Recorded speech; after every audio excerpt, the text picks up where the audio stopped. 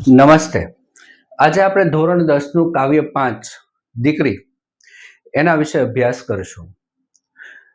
કવિ અશોક ચાવડા, એનું ઉપનામ છે બેદિલ. સરસ, યાદ રહી જાય તેવું ઉપનામ છે બેદિલ. સાહિત્ય પ્રકાર ગઝલ. શેમાંથી લેવામાં આવી છે? તો કે પગરવ તળાવ.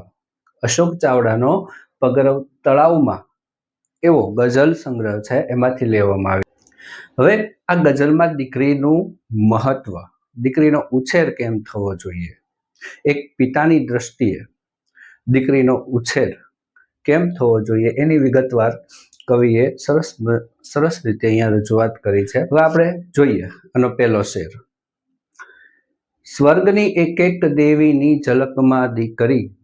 જો ઘણા આ ગઝલને ગાવાની કોશિશ કરે છે, ગાઈ શકાય છે પોતપોતાની માનસિકતા પ્રમાણે કે પોતપોતાને જેને રાગ આવડતો એ પ્રમાણે, પણ ખરેખર આનો એવો કોઈ રાગ મને લાગતો નથી. અને ગઝલનો શેર હંમેશા એ રીતે ખુમારીથી વ્યક્ત થવો જોઈએ.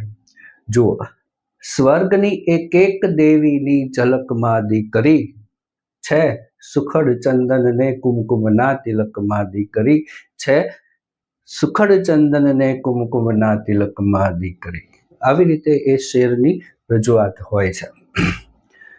હવે અહીંયા દીકરીની બે જગ્યાએ મહત્તા દર્શાવી છે. સ્વર્ગની એક એક દેવીની પહેલી પંક્તિમાં, ગઝલની પહેલી લાઈનમાં દીકરી સ્વર્ગના સ્થાન ઉપર બેઠાડી છે. સ્વર્ગની એક એક દેવી, બધી દેવીની ઝલકમાં દીકરી દેખાય છે, કેમ કે બધી દેવી તે દીકરીનું સ્વરૂપ છે. તે સ્વર્ગમાં બિરાજે છે, એ પૂજવા યોગ્ય છે. બીજી વાત છે સુખડ ચંદન ને કુમકુમના તિલકમાં દીકરી. તો અહીંયા ધરતીની વાત કરી છે. સુખડ ચંદન ને કુમકુમનું તિલક, જે ચાંદલો કરે છે સુખડ ચંદનનો, કુમકુમનું તિલક કોને હોય છે? કે જે સ્ત્રી વિવાહિત હોય, ઘર સંસાર ચલાવતી હોય, એની માથે જે સિંદૂર સેંથો હોય છે, આ સુખડ ચંદન ને કુમકુમનું તિલક એનું પ્રતીક છે. આમ ગણો તો કોનું? સૌભાગ્યવતી સ્ત્રીનું પ્રતીક છે. હવે તમે જુઓ, એક બાજુ સ્વર્ગની એક એક દેવી સ્વર્ગની દેવીના સ્વરૂપે છે, અને ધરતી ઉપર રહીને ઘર સંસાર ચલાવતી એક સ્ત્રી, તો પણ ત્યાં પણ દીકરીની ઝલક દેખાય છે. એ વાત અહીંયા કરી છે. પહેલા શેરમાં દીકરીનું બે સ્થાન અહીંયા બતાવ્યું છે, સ્વર્ગ અને ધરતી. બીજો શેર, સ્નેહનું ઝરણું ફૂટે એનું જ આ પરિણામ છે. શું પરિણામ છે? જો અહીંયા પરિણામની વાત કરી છે, કોઈ રિઝલ્ટ છે કે આવું કેમ છે, એ પરિણામની વાત છે. તો કે કયું પરિણામ? તો કે સ્નેહનું ઝરણું ફૂટે છે. દીકરીની બધી જ અવસ્થા, નાનપણથી માંડીને વૃદ્ધાવસ્થા સુધી, જોજો અલગ અલગ રોલ નિભાવતી હોય છે. ભાઈની બહેન તરીકે, પિતાની પુત્રી તરીકે, પછી સાસરે જાય તો પતિની પત્ની તરીકે, બાળકની મા તરીકે, કોઈની સાસુ તરીકે, કોઈની વહુ તરીકે. આવા એના ઘણા બધા રોલ હોય છે. અને એમાં એ દીકરીમાંથી સ્નેહનું ઝરણું ફૂટતું હોય છે.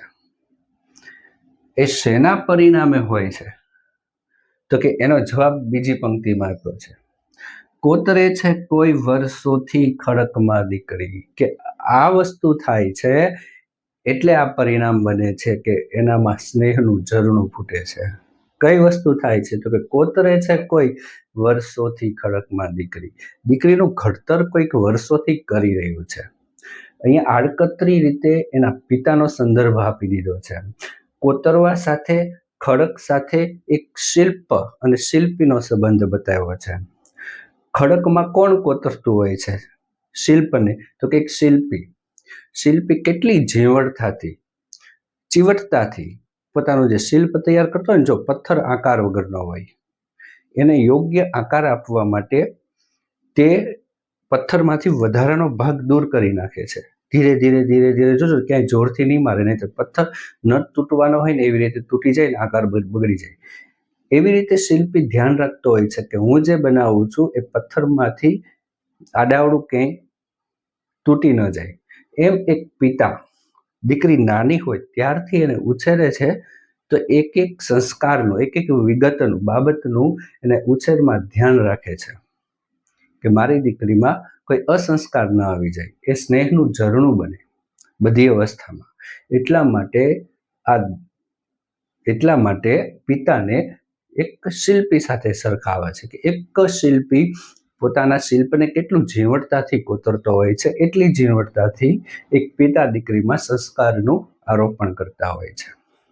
આમ કવિ, જો પ્રશ્ન 2 માર્કનો આમાંથી પૂછાય જ છે, આમ કવિ પિતાને શિલ્પી સાથે સરખાવે છે, એમ તમે લખી શકો. ત્રીજો શેર, લાજ મર્યાદા શરમ ગૌરી વ્રતોની હારમાં. લાજ મર્યાદા શરમ ગૌરી વ્રતોની હારમાં ઉછરે છે રોજ કાયમથી ફડકમાં દીકરી.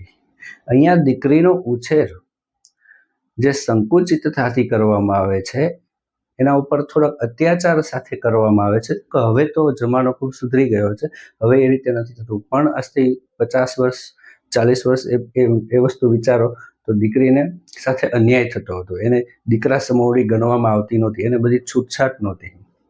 લાજ મર્યાદા અને શરમથી એનો ઉછેર થતો, એ સાથે ગૌરી વ્રતોની હારમાં ભગવાનની પૂજા કરતી કે મને સારો પતિ મળે, અથવા એ ઉપવાસની એને ટેવ પાડવામાં આવતી. જો આવા બધામાં ઉછરે છે તો એને રોજ કાયમથી ફડકમાં, ફડક એટલે ચિંતાથી ઉછરવું પડતું હતું, એને કોઈ છૂટછાટ નહોતી, બીતી જીવતી હતી. પિયરમાં અને સાસરિયામાં બંને જગ્યાએ એની વાત કરી છે. ઇતિહાસમાં તમે જુઓ તો આપણે આ જમાનો એ ઇતિહાસમાં જોઈ શકીએ કે દીકરીને કેવા અત્યાચાર થતા હતા. તો દીકરીનો ઉછેર આમ ન થવો જોઈએ, એવું અહીંયા કવિ કહેવા માગે છે. ત્યાર પછીનો છે, જે શિરે હું હાથ ફેરવતો હવે એ હાથ દે. જે શિરે હું હાથ ફેરવતો હવે એ હાથ દે, વિસ્તરે છે એમ સમજણના ફલકમાં દીકરી. વિસ્તરે છે એમ સમજણના ફલકમાં દીકરી. સરસ મજાનો શેર છે, અને આ 2 માર્કમાં આમાં એક પંક્તિ પૂછાય છે અહીંથી અહીંયા સુધી. એટલે શું? જે શિરે હું હાથ ફેરવતો હવે એ હાથ દે, આ પંક્તિ સમજાવો. તો જુઓ, અહીંયા જે શિરે હું હાથ ફેરવતો, અહીંયા એક પિતા રૂબરૂ આવતા હોય ને એવું લાગે છે, કવિ એક પિતા તરીકે આવતા હોય ને એવું લાગે છે. જે શિરે હું હાથ ફેરવતો, હાથ કોની ઉપર ફેરવવાની જરૂર પડે? કે જેને સહારાની જરૂર હોય, એટલે કે આશીર્વાદ આપવાની જરૂર હોય. દીકરી નાની હોય ત્યારે એને સહારાની જરૂર હોય છે મોટા થવા માટે. તો એક પિતા તરીકે એને બધી જ સવલતો પૂરી પાડે છે, જાણે આશીર્વાદ આપતા હોય તેમ.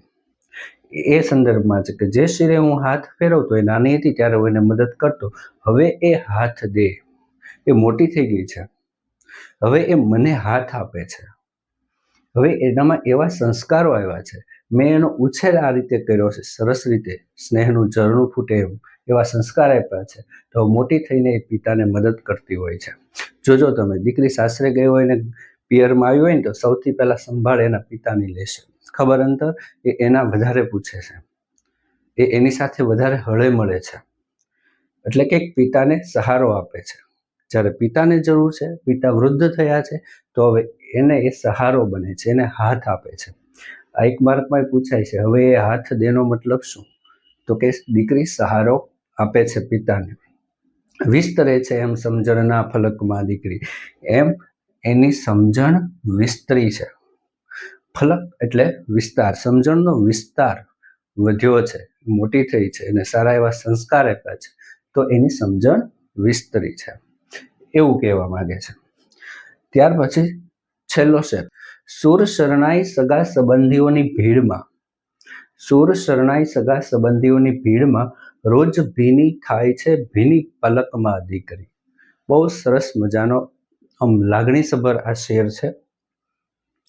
બરાબર જોજો, સુર શરણાઈ સગા સંબંધીઓની ભીડ, આ 3 વસ્તુ ક્યાં હોય? સુર શરણાઈ સગા સંબંધીઓની ભીડ ક્યાં હોય? લગ્ન સમયે હોય. જો અહીંયા લગ્નનું વાતાવરણ છે, એમાંય એક વાતાવરણ છે, ચોક્કસ એક સ્થિતિ છે. સુર શરણાઈ સગા સંબંધીઓની ભીડ હોય છે જ્યારે દીકરી વિદાય થતી હોય ત્યારે. પરણીને દીકરી જ્યારે વિદાય થાય છે ત્યારે આ 3 વસ્તુ હોય છે. સુર શરણાઈ સગા સંબંધીઓની ભીડ. હવે એ પરિસ્થિતિમાં શું થાય છે? રોજ ભીની થાય છે ભીની પલકમાં દીકરી. આ એક પિતા આખો શેર બોલતા હોય ને એવું લાગે છે. જો દીકરી સાસરે જતી હોય ને ત્યારે આજુબાજુ એની સખીઓ હોય, એની માતા હોય કે એના ભાઈ હોય એ બધા ખૂબ રડતા હોય, દીકરી પણ ખૂબ રડતી હોય, બધાની આંખમાં ચોધાર આંસુ હોય, પણ એક પિતા એવું પાત્ર છે કે દીકરી સામે એ દીકરીને દેખાય પોતાની આંખમાં આંસુ લાવી શકતા નથી. જો એ આંસુ લાવે તો દીકરી કદાચ સાસરે ન પણ જઈ શકે એવી હાલત, એવી લાગણીશીલ દીકરી થઈ જાય. દીકરીને ખૂબ દુઃખ લાગે એના પિતાની આંખમાં જો આંસુ જાય તો. પિતા એ વખતે રડતા નથી, પણ દીકરી ગયા પછી રોજ ભીની થાય છે, ભીની પલકમાં. પલક એટલે પાપણ. દીકરી રોજ જાણે પાપણમાં આવીને યાદ આવી જતી હોય અને પાપણ ભીની થઈ જતી હોય ને એવું પિતાને રોજ થાય છે. પિતાને દીકરી રોજ યાદ આવે છે. આ બધા બીજા સગા સંબંધીઓ છે એ શું કરે છે, એ વખતે ખૂબ રડે છે. દીકરી જાય છે પછી કંઈ નહીં, દીકરી ગઈ, બેન ગઈ, સખી ગઈ, બધાએ ખૂબ રડી લીધું, રાગડાઓ ખૂબ તાણી લીધા, પછી એવું કોઈ રડતું નથી, કોઈની આંખમાં આંસુ આવતા નથી. પણ પછીના દિવસથી પિતાની આંખમાં રોજ એની પાપણ પલળી જતી હોય છે, ભીની થઈ જતી હોય છે, એને દીકરી યાદ આવી જતી હોય છે. એ સંદર્ભ આ શેરમાં છે. પગરવ તળાવમાંથી લેવામાં આવી છે. આવજો.